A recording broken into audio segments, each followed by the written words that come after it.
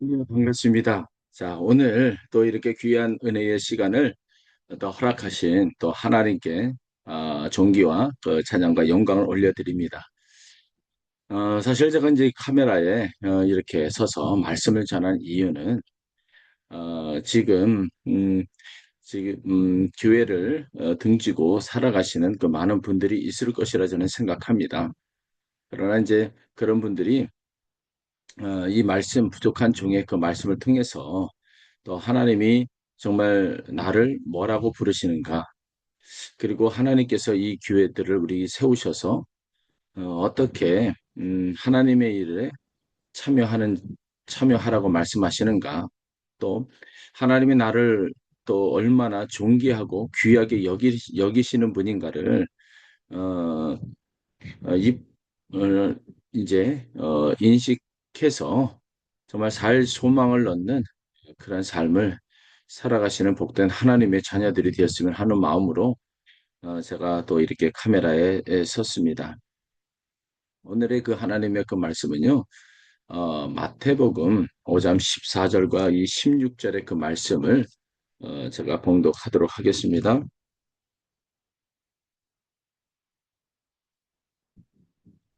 너희는 세상의 빛이라 산 위에 있는 동네가 숨겨지지 못할 것이요 사람이 등불 아래 켜서 말 아래 두지 아니하고 등경 위에 두나니 이러므로 집안 모든 사람에게 비추느니라. 아멘. 기도하겠습니다. 살아 역사하시는 하나님 아버지, 오늘 이 시간 성령께서 역사하여 주시고 부족한 종의 입술을 열어 주옵소서. 감사하고 걸어가신 예수님의 이름으로 기도합니다. 아멘. 사랑하는 성도 여러분, 자 오늘 이 본문은요. 우리가 어릴 때 없이 그 수없이 들어온 그런 말씀들이에요. 너희는 세상의 빛이다. 너무 익숙해서 오히려 그 뜻을 깊이 생각해 보지 않은 그 말씀일 수도 있어요. 오늘 저는 이 말씀이 아주 쉬운 이야기로 풀어서 여러분과 함께 나누고 싶습니다. 여러분 등불이 무엇입니까? 이제 옛날에는 기름을 담는 이 작은 그릇에 심지를 꽂아서 불을 붙여 방을 비치는 어, 방을 비쳤어요. 그런데 여러분 한번 잘 생각 한번 해보십시오. 등불 자체가 빛을 만들어냅니까? 아니면 기름 그릇은 그냥 기름 그릇일 뿐이죠. 그렇죠? 거기에 불이 붙어야 비로소 이제 빛이 되는 거예요. 자, 불이 붙지 않는 이 등불은 그냥 이 질그릇입니다. 자, 우리도 똑같아요. 우리 자신은 원래 빛이 아니에요. 그런데 우리 안에 불이 붙으면 우리는 빛이 되는 겁니다. 예. 그러면 오늘 밤 우리가 그 물어야 할 바로 것들은 바로 이것이라 저는 생각합니다. 이 불은 도대체 어디서 오냐 이거죠. 누가 우리 안에 그 불을 붙이셨는가라고 하는 거예요. 그래서 저는 이 물음이 오늘 우리 각자에게 그리고 우리 교회에게 매우 중요하다고 저는 생각을 합니다. 왜냐하면 우리가 살아가는 이 세상은요. 점점점 어두워지기 있기 때문에 자, 그렇습니다. 뉴스를 보면은요. 가정이 깨어지고 사람들에게 다툼이 일어나고 젊은이들이 미래를 이제 두려워하고 나이 든 분들은 외로움과 씨름을 합니다. 자, 이런 세상 한복판에서 하나님은 우리에게 너희는 세상의 빛이다라고 말씀하고 있잖아요. 세상이 그 어두울수록 우리에게 주어지는 이 말씀은요. 더욱 무겁고 이제 소중해집니다. 그리고 성도 여러분 한 가지 더 말씀드리고 싶어요. 이 본문에서 예수님이 너희는 세상의 빛이다라고 하실 때 그 너희는 자, 한 사람을 가리키는 말이 아니죠. 함께 모인 사람을 그 가리키는 그 말입니다. 등불 하나가 켜 있으면 그 빛은 약하지만 그런데 등불이 여러 개 이제 함께 켜지면 그 빛은요 온 집을 이제 환하게 이제 비치게 되는 거예요. 그러니까 오늘 이 본문은요 우리 한 사람에게 주시는 말씀이면서 동시에 자 우리 교회 전체에게 주시는 그 말씀이기도 하는 겁니다. 예. 자, 예를 들어서요. 정전이 되었는데 온 동네가 이제 깜깜해졌다고 한번 생각해 보세요. 그런데 어느 한 집에만 이 촛불을 켜 놓았다면 그 불빛은요, 지나가는 그 사람 눈에 잘 띕니다. 사람들은 그 빛을 보고요, 그 집을 찾아가 도움을 청할 거예요. 성도 여러분, 오늘 우리가 사는 세상이 꼭 이런 정전된 이 동네와 똑같습니다. 여기저기 어둡고 사람들은 길을 잃고 헤매고 있어요. 그런데 우리 교회가 촛불처럼 켜져 있다면 사람들은 반드시 그 불빛을 보고 찾아올 거예요. 마태복음 5장 14절과 그 16절에 보니까 너희는 세상의 빛이다. 산 위에 있는 동네가 숨겨지지 못할 것이요. 사람이 등불을 켜서 말 아래 두지 아니하고 등경 위에 두나니 이러므로 집안 모든 사람에게 빛이 있느니라. 이같이 너희 빛을 사람에게 빛으로 하여 자 그들로 너희 착한 행실을 보고 하늘에 계신 너희 아버지께 영광을 돌리게 하라라고 말씀하고 있습니다. 빛이 하는 일이 무엇입니까? 자, 어둠을 몰아내는 것이죠. 그런데 오늘 밤 저는 빛에 대해서 자, 이야기하기 전에 먼저 그 빛이 어디서 오는지를 말씀을 드리고 싶어요. 그 빛은요, 우리 자신의 밝은 성격이나 좋은 행동에서 나오는 것이 아니라 자, 그 빛은요, 우리 안에 찾아오신 바로 그리스도 예수 그분 안에서 나오는 겁니다. 성도 여러분. 그 빛이 이상하게도 인생 가장 깜깜한 때 가장 밝게 비춰지는 거예요. 그런데 오늘 한 사람의 이야기를 통해서 좀 살펴보도록 하겠습니다. 여러분 잘 아시는 어떤 분들은 아실 거예요. 스페포드라고 하는 분이죠. 호레이셔 스페포드라는 그 한 사람이 있었습니다.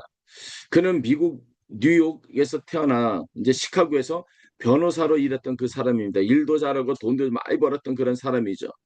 그리고 신앙도 좋아서 당대 유명한 무디 이 부흥사와 부흥사를 많이 물질로 도왔던 그 집사님입니다. 겉으로 보면 부러울 것 없는 그런 사람이었습니다. 그런데 그 사람에게 슬픈 일들이 연달아 다가오는 거예요. 1871년도에 그가 시카고에 큰 불이 나서 하룻밤 사이에 도시의 많은 건물이 다 불타버렸어요.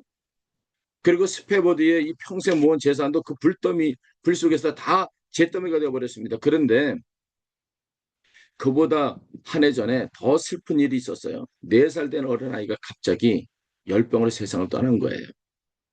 이렇게 힘든 일을 겪고 있는 아내를 위해서 이 스페버드는요. 아내와 이 4딸을 먼저 배에 태워서 유럽 여행을 보내기로 했습니다. 자기는 급한 일을 마치고 나중에 뒤따르라고 했는데 그런데 성도 여러분 그 배가 이 대서양의 한가운데서 다른 배와 부딪히면서 자 가라앉는 사고가 일어났습니다. 배에 탄 이 300명이 넘는 그 사람들 가운데서 이 대부분이 목숨을 잃었고요. 자, 그 안에 이 스페포드의 4딸들이 있었어요. 오직 안나만 겨우 이제 구조돼서 살아났습니다. 성도 여러분, 상상되십니까?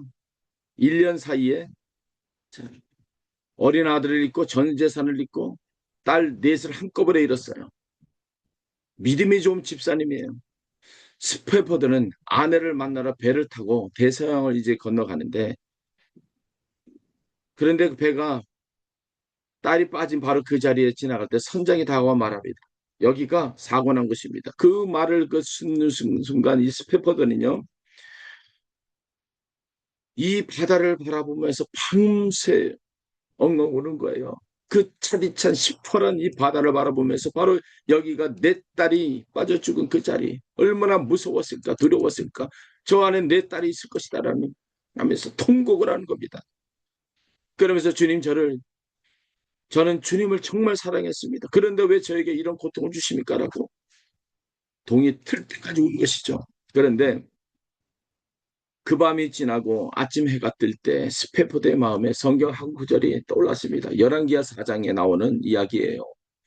한 여인이 아들을 잃었을 때 수넴 여인의 이야기입니다.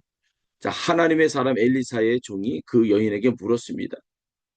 평안하느냐? 그 여인이 대답했을 평안합니다. 아들이 죽었는데도 그 여인은 평안하다고 대답해요. 왜냐하면 그 여인의 눈에는 죽은 아들이 아니라 그 아들을 다시 살릴 수 있는 하나님이 사람이 보였기 때문에 그런 겁니다. 자, 그 말씀이 스페퍼드의 마음속에 깊이 들어왔습니다. 그리고 그는 그 자리에서 이런 가사를 써냈습니다. 내 평생 가는 게 순탄하여도 늘 잔잔한 강 같든지 큰 풍랑이 무섭고 어려운 일 당해도 나의 영혼의 평안에 나의 내 영혼 평안. 자, 여러분 잘 아시는 413장 찬송입니다. 내 평생에 가는 길 험하여도 여러분 이 찬양 많이 들어보셨을 거예요. 자, 이 찬송을 만든 사람은 슬픔이 없는 사람이 아니었어요. 세상에서 가장 큰 슬픔을 겪는 그런 사람이었습니다. 그런데 그 슬픔 한가운데서 그는 하나님이 살아계심을 다시 붙잡았고 빛은 어둠이 없는 곳에서 이제 꺼지지 않습니다. 빛은 어둠이 가장 짙은 곳에서 환하게 빛나는 거예요. 성도 여러분.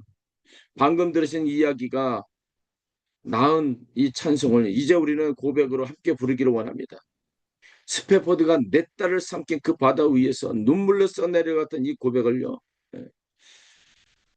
지금 슬픔에 받아 듣나려 계신 분, 이 찬송의 가사 한 줄이 여러분의 기도로 삼으시기를 소망합니다. 참된 자유는 상황이 아니라 신분에서 오는 거예요.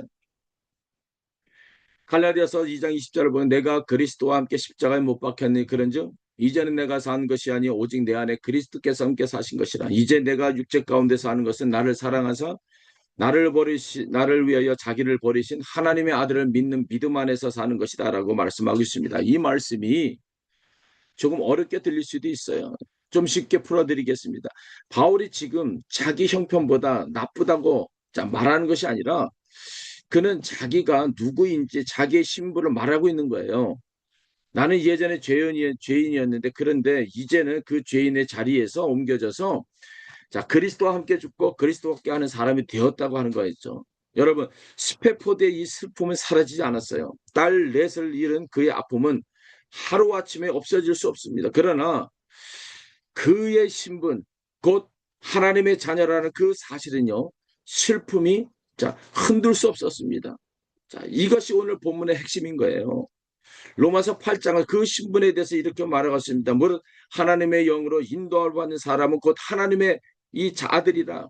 너희는 다시 무서워하는 종의 영을 받지 아니하고 양자의 영을 받았으므로 아빠 아버지라 부르짖는지라. 이거죠. 이게 두 종류의 사람입니다. 종과 종과 아들, 딸이에요. 종은 어떻습니까? 주인의 눈치를 봐야 되죠. 주인이 기분이 좋으면 마음이 놓이고 내일 주인이 와면 두려워집니다. 종의 마음은요, 상황에 따라 이리저리 흔들리는데 그런데 아들은 다르죠. 아버지의 형편이 좋을 때도 나쁠 때도 변하지 않는 것이죠. 바로 나는 이 아버지의 자녀다라는 사실입니다. 성도 여러분. 우리가 진짜 자유를 누리지 못하는 이유는요. 우리가 아직 종처럼 살고 있기 때문에 그렇습니다. 우리의 마음을 우리의 형편에 걸어두고 있기 때문에 그런 거예요. 그런데 성도 여러분. 우리가 어떻게 하나님의 자녀가 되는지 아십니까? 우리가 스스로 노력해서 된 것이 아니라 에베소서 1장 5절의 말씀은 예수 그리스도를 말미암아 자기의 아들들이 되게 하셨으니 예수님이 우리를 대신해서 십자가에서 죄값을 치르셨기 때문에 우리는 종의 자리에서 아들의 자리로 옮겨질 수가 있었던 거예요. 갈라디아서 4장 4절과 5절에 똑같은 말씀을 때가 참에 하나님의 그 아들을 보내사 우리로 아들의 명분을 얻게 하려 하신다라고 말씀하고 있어요. 쉽게 말씀드리겠습니다. 예수님이 낮은 자리로 내려오셨기 때문에 높은 이 자리로 올라갈 수가 있었던 겁니다. 이것이 바로 복음이에요. 예수님이 우리 대신 낮아지고 우리는 그 대신에 높아졌다고 말하고 있는 것입니다. 이 종과 이 자녀의 차이를 조금 더 설명드린다면요. 옛날 집에 일하는 그 종이 있었다고 합시다. 그 종은요. 매일 아침 주인의 얼굴 빛을 살핍니다. 주인이 웃으면 안심하고 주인이 찌푸리면 하루 종일 불안해합니다. 그런데 그 집의 친아들은 다르죠. 아버지가 오늘 기분이 좋아져도 아들은 자기 집 자식이라는 사실이 흔들리지 않는 것을 압니다. 그래서요. 아버지께서 꾸중을 듣는 날이라 해도 나는 이 집의 자식이 아니다라는 생각은 하지 않습니다. 성도 여러분. 우리도 그래요. 우리의 삶에 어려운 날이 와도 하나님이 우리를 미워하시거나 버리신 것은 아닙니다. 우리는 여전히 그분의 자녀예요. 이 사실이 우리 마음의 뿌리가 되어야 하는 것입니다. 한 가지 예를 더 드린다면 어린이가 놀이터에서 넘어져서 무릎이 까졌다고 합시다. 그 아이는요, 아프다고 엉엉 우는데, 그런데 아이가 우는 것은요, 자기가 그 부모의 자식이 아닐까봐 더 무서워서 우는 것이 아니라 아이는 그냥 아파서 우는 거예요. 아파서. 부모가 곧 달려와서 안아줄 것을 이미 알고 있기 때문에 안심하고 마음껏 우는 겁니다. 성도 여러분, 우리도 인생에서 넘어지고 아플 때가 있어요. 그럴 때 우리는 두려워할 필요가 없습니다. 우리는 이미 하나님의 자녀이기 때문에 아버지께 반드시 달려와서 우리를 안아주실 것이라고 알기 때문에 우리는 안심하고, 자, 그분께 우리의 아픔을 가지고 나갈 수가 있는 겁니다. 여러분, 여러분 세상의 빛이라고 말씀하고 있어요. 빛이 하는 일이 무엇입니까? 어둠을 몰아내는 거예요. 절망과 이 좌절이라고 하는 그 어둠을, 자, 소망의 빛으로 바꾸는 겁니다. 바꾸는 것입니다. 소금이 하는 일은 무엇인가? 음식이 썩지 않는 것을 막는 것이죠. 성도 여러분, 여러분이 있는 자리로도 세상이 썩어가는 것을 막을 수가 있어요. 소금 이야기를 조금 더 이제 드린다면, 냉장고가 없던 그 옛날에 사람들은 고기나 이 생선을요, 보관해 소금에 뿌렸어요. 소금을 뿌려놓고 놓은 이 고기는 며칠 지나도 썩죠. 그런데 그 소금이 눈에 잘 보입니까? 아니잖아요. 소금은 그 속에 스며들어서 겉으로는 잘 드러나지 않아요. 그런데 그 안에 조용히 부패를 막는 일을 하고 있어요. 성도 여러분, 우리 신앙생활도 이와 비슷합니다. 우리가 반드시 큰 소리로 전도하고 눈에 띄는 일을 해야만 빛과 소금이 되는 것이 아니라, 자, 우리가 있는 그 자리에서 정직하게 살고 남을 배려하고 화를 참고 용서하고, 자, 그 조용한 그 삶 자체가 이미 소금의 역할을 하고 있는 거예요. 그런데 성도 여러분, 우리가 빛과 소금이 되려면 먼저, 자, 우리 자신이 빛과 이 소금을 만나야 하는 것이죠. 우리는 우리 스스로가 빛이 될 수가 없어요. 빛이 대신, 자, 예수님을 우리 마음에 모신 사람만이 그 빛을 다시 비출 수가 있는 겁니다. 에베소서 1장을 말씀하고 있어요. 그의 사랑하는 자 안에서 우리에게 거저 주시는 바 그의 은혜의 이 영광을 찬미하게 하려는 것이다. 에베소서 1장 6절 말씀이죠. 우리가 빛으로 산다고 하는 것은요, 우리가 노력해서 밝아지는 것이 아니라 하나님의 값없이 주신 그 은혜, 곧 예수님을 통해서 우리가 받은 그 신분에서 자연스럽게 흘러나오는 것이죠. 그 은혜를 아는 사람은요, 빛을, 자, 억지로 만들려고 애쓰지 않아도 되는 거예요. 그저 그 안에 있는 빛이 저절로 새어 나올 뿐입니다. 성도 여러분, 오늘 본문을 오해하면 안 됩니다. 너희는 세상의 빛이다라고 하는 이 말씀은요, 우리 스스로 빛을 만들어내라는 뜻이 아닙니다. 요한복음 8장 12절에서 예수님이 직접 이렇게 말씀하셨습니다. 나는 세상의 빛이니 나를 따르는 자는 어둠에 다시 다니지 아니하고 생명의 빛을 얻으리라. 성경 전체에서 진짜 빛은 오직 예수 그리스도 한 분입니다. 그렇다면 예수님이 왜 우리에게 너희는 세상의 빛이라 하셨을까요? 자, 그것은요, 우리가 빛의 근원이 된다는 것이 아니라 빛이신 그 예수님을 받아들인 우리가 그 빛을 되비치는 존재가 되었다는 뜻이에요. 자, 쉬운 비유를 하나 이제 드린다면 달을 한번 생각해 보세요. 달은 스스로가 빛을 만들어내지 못합니다. 그런데 밤 하늘의 달이 그렇게 환하게 보이는 이유가 무엇입니까?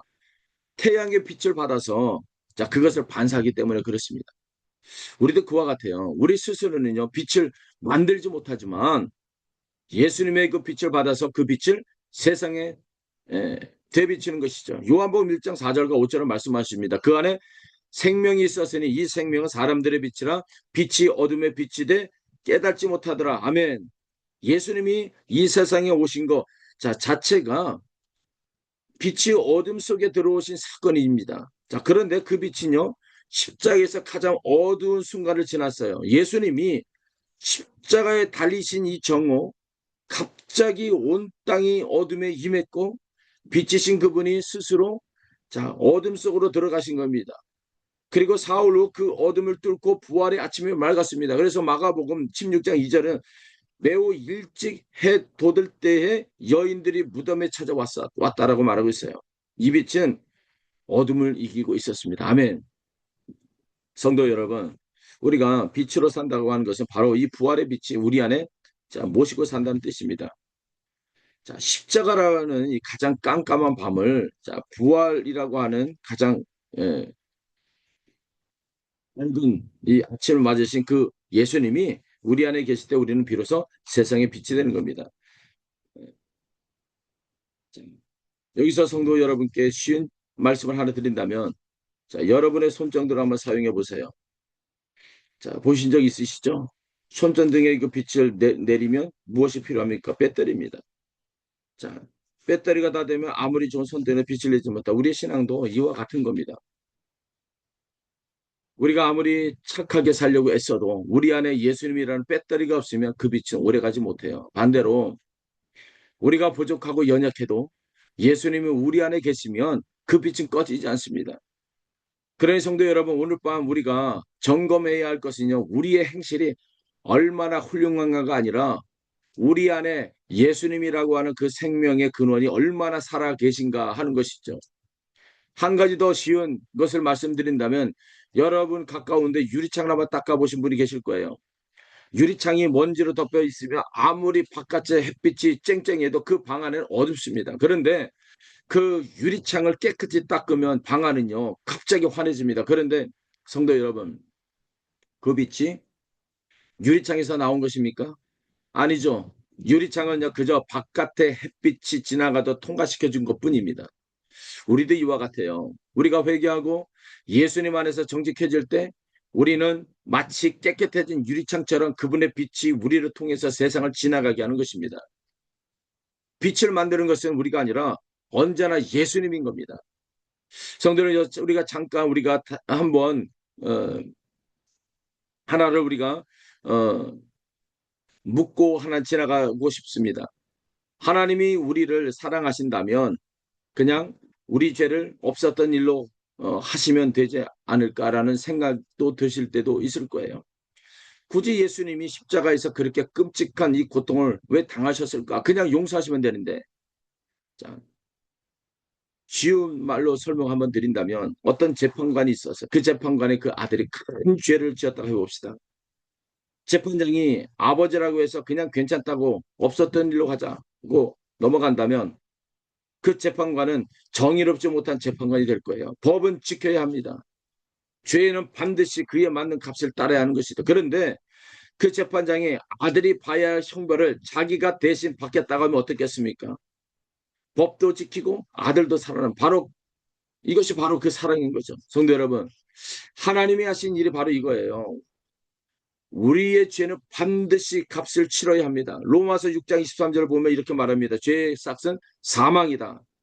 죄를 지으면요 반드시 죽음이라고 하는 값을 치러야 하는 것이죠. 그런데 하나님은요 그 값을 우리 대신 예수님이 치르게 하셨다는 거죠.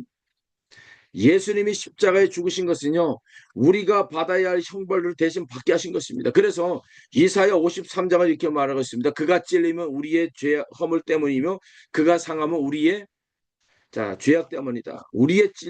그분이 찔리시고 상하신 건 우리 죄 때문이다 말씀하고 있습니다. 그리고 성도 여러분, 여기서 끝이 아닙니다. 예수님은 죽은 지 사흘 만에 다시 살아나셨어요. 이것이 부활인 것이죠. 부활이 왜 중요합니까? 만약 예수님이 죽기만 하면 다시 살아나지 않으셨다면 우리는 그분이 정말 하나님의 아들이신지 확신할 수가 없는 거예요. 그런데 그분이 죽음을 이기고 다시 살아나셨기 때문에 우리는 그분이 진짜 살아나 계신 하나님이시라는 것을 우리 죄의 문제가 정말 해결했다는 것을 확신할 수 있는 겁니다. 이것이 바로 우리가 나누는 빛이 어디서 오는지에 대한 답인 거예요. 그 빛은요, 십자가에서 우리 죄값을 다 치르시고 부활의 죽음을 이기신 그 예수님, 바로 그분인 겁니다. 성도 여러분, 이 이야기를 조금 더 말씀드린다면, 만약 어떤 사람이 여러분에게 큰 빚을 대신 갚아 주었다면, 여러분은 그 사람의 평생 고마운 마음을 갖고 살 것이에요. 그런데 예수님이 우리에게 하신 일은요, 그보다 훨씬 더 크죠. 돈이 아니라 우리의 생명, 우리의 그 영원한 운명을 자 대신 짊어지죠. 우리의 그 생명을 대신 짊어지신 겁니다. 그러니 성도 여러분, 오늘 밤 우리가 빛으로 살 수 있는 그 이유는요. 우리가 어두운 세상 속에서도 소망을 가질 수 있는 단 하나, 예수님이 우리를 위해 큰 값을 다 치르셨다. 바로 이게 대속의 은혜인 겁니다. 성도 여러분, 우리가 갚을 수 없는 값을 대신 치르셨고, 빛 대신 자, 그분이 가장 낮고 캄캄한 이 땅으로 내려오셔서 십자가의 어둠을 지나 부활의 새벽을 여시는 주님 앞에서 다 함께 일어나 두 손을 들고 경배하기를 원합니다. 우리의 등불에 불을 붙이신 그 참빛을 향해 함께 찬양하기를 원합니다. 이제 여러분, 제가 인도에서 경험했었던 그 이야기를 좀 나누었으면 좋겠습니다. 남쪽에 한 지역들이 있었습니다. 여러 지방들이 있는데 그 한 마을에 라젠드라고 하는 그 목사가 있어요. 목수가 있습니다. 그는 젊었을 때 사고를 당해서 두 눈을 모두 잃어버렸습니다. 처음 그를 만날 때 그는 그 마을에서 가장 어려운 삶을 살아가고 있었죠. 눈에 보이는 목수에게 누가 일을 눈이 안 보이는 목수에게 누가 일을 맡기겠습니까? 그 동네 사람들이 조금씩 도와주는 것으로 겨우 낀 일을 이어가고 있는 사람이죠. 그런데 이 라젠드라는요, 어느 날 마을을 지나가던 전도자를 통해서 복음을 들었어요. 그가 특별히 마음에 붙든 그 말씀이 오늘 본문의 말씀, 너희는 세상에 빛이다라는 것이죠. 그가 저에게 이렇게 말합니다. 선교사님, 사람들은 저를 보고 웃습니다. 눈도 없는 사람이 무슨 빛이냐고. 그런데 저는 이 말씀을 들으면 깨달았어요. 제 눈으로 빛을 비추는 것이 아니라 제 안에 계신 예수님이 빛이라는 것을요. 저는 어둡지만 제 안에 예수님은 어둡지 않으십니다라고 고백하는 겁니다. 그날부터 이 라젠들에게 놀란 일들이 시작이 되어집니다. 그의 손끝의 감각으로도 나무를 깎아 다듬고 작은 이 십자가 성경 구절을 새긴 나무판을 만들기 시작했습니다. 눈에 안 보이니까 손끝으로 훨씬 더 집중해야 했는데 그렇게 만든 작품들이 오히려 더 정교했습니다. 그는 그것을 마을 시장에 내다 팔면서 사는 사람마다 이렇게 말합니다. 십자가를 만든 손은 앞을 보지 못합니다. 그러나 이 십자가 가리키는 그분은요, 앞을 보지 못하는 저 같은 사람도 빛으로 삼으십니다. 몇 해가 지나면서요, 라젠드라의 이 작은 목공소에 사람들이 모이기 시작했는데 처음에는요, 그의 솜씨를 구경하러 왔던 사람들이 나중에는요, 그의 이야기를 들으러 왔어요. 한번 제가 그에게 물었습니다. 형제님, 앞이 안 보이는데 어떻게 십자가 모양을 이렇게 정확하게 새기냐? 그분이 이제 웃으면서 대답을 해요. 성기사님, 저는 눈으로 보지 않고 마음으로 봅니다라는 것이죠. 자, 세상의 것들을 눈앞에서 다 사라지니까 예, 마음의 눈에는 오직 그분만 남는다는 거예요. 성도 여러분, 라젠드에게 또 하나의 또 습관이 있었습니다. 그는 매일 아침 해가 뜨면요, 시간에 맞춰서 목공소 문에 앞에 앉아 있는 것이죠. 그래서 형제님, 해가 뜨는 것을 보지도 못하는데 왜 매일 이 시간에 앉아 있냐? 라젠드가 이제 대답을 합니다.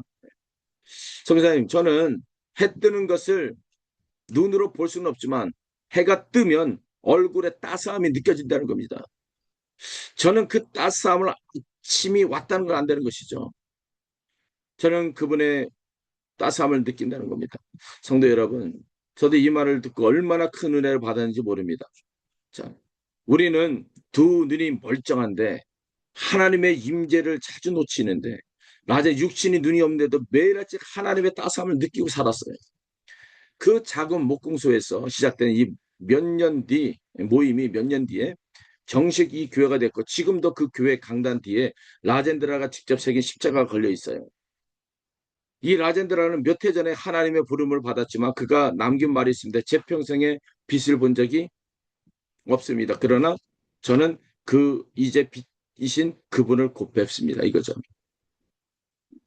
그리고 또 한 분을 제가 소개한다면 예, 이번 이야기는 한 사람의 빛이 어떻게 온 마을에 자라는지 보여주는 그런 이야기예요. 북인도 따르게 신도 강성 그 지역인데요. 한 마을에 칸다라고 하는 그 여인이 있습니다. 그 마을은요, 오래전부터 심한 가뭄과 서로 다른 이 부족 간의 오랜 다툼으로 인해서 사람들이요, 서로를 원수처럼 여기며 사는 곳이었습니다. 이 칸다는요, 그 마을에서 유일하게 예수님을 믿는 사람이었습니다. 그녀가 처음 예수님을 믿을 때, 자, 마을 사람들 그녀를 이제 조롱했죠. 아, 저 여자가 이상한 신을 믿는다면서, 자, 그녀의 집에 돌을 던지기까지 했습니다. 그런데, 예, 그런데,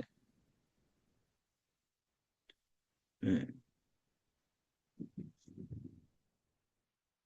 칸다는요, 원망 대신, 자, 오늘 본문의 말씀을 붙잡았어요. 너희는 세상의 빛이다라고 하시죠.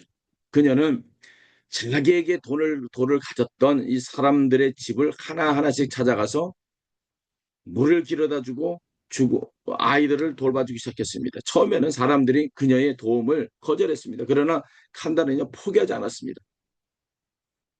몇 해가 지나고요. 음, 그 마을에 큰 병이 돌았던 적이 있어요. 자, 그때 칸다는요 밤낮으로 아픈 이웃들을 간호하기 시작했습니다. 자기에게 돌을 던졌던 바로 그 사람들의 그 손을 붙잡고 기도했어요. 그러나 어느 날 부족 간에 오랜 다툼으로 마을이 자, 두 편을 가르자 큰 싸움이 이제 벌어질 뻔한 일이 있었는데 양쪽 그 마을 사람들 서로 무기를 들고 마주선 그 순간에 칸다는 그 사이로 자, 걸어 들어갔죠. 그녀는 이렇게 외쳤습니다. 여러분 저를 기억해 주십시오. 여러분이 저에게 돌을 던졌을 때도 저는 여러분을 위해서 물을 길었습니다. 제가 믿는 그 예수님이 저에게 그렇게 하라고 가르쳤기 때문입니다. 오늘 여러분이 서로를 해치려 한다면 먼저 저부터 치십시오. 성도 여러분, 그 자리에 있던 사람들이 그 말을 듣고 하나 둘씩 무기를 다 내려놓았다고 합니다. 그런데 성도 여러분, 그 화해가 하루아침에 완전히 이루어진 것은 아닙니다. 무기를 내려놨다고 해서 사람들의 마음속 오랜 미움까지 한순간에 다 사라진 것은 아니잖아요. 그래서 칸다는 자, 그 후에도 몇 년 동안 매주 양쪽 마을을 번갈아 찾아다니면서 사람들의 이야기를 자, 들어주고 함께 밥을 먹고 함께 일을 했어요. 자, 그녀는 저에게 이렇게 말합니다. 선교사님, 화해는 한 번의 사건이 아니라 매일의 걸음이라는 것이죠. 저는 매일 아침 두 그 마을 가운데서 어느 한쪽을 먼저 찾아갈지 기도를 정했습니다. 칸다의 이 꾸준한 이 걸음 덕분에 몇 년 뒤 그 두 마을 사이에 처음으로 자, 결혼식이 열렸습니다. 오랫동안 서로 원수를 여겼던 두 부족은 젊은 남녀가 서로 사랑에 빠졌고 양쪽 어른들이 처음에 거센 반대했지만 칸다가 양쪽 부모들을 찾아 오랜 시간 설득과 결혼 허락을 받았어요. 그날 이후에 그 마을은 서서히 이제 변화가 시작이 되었습니다.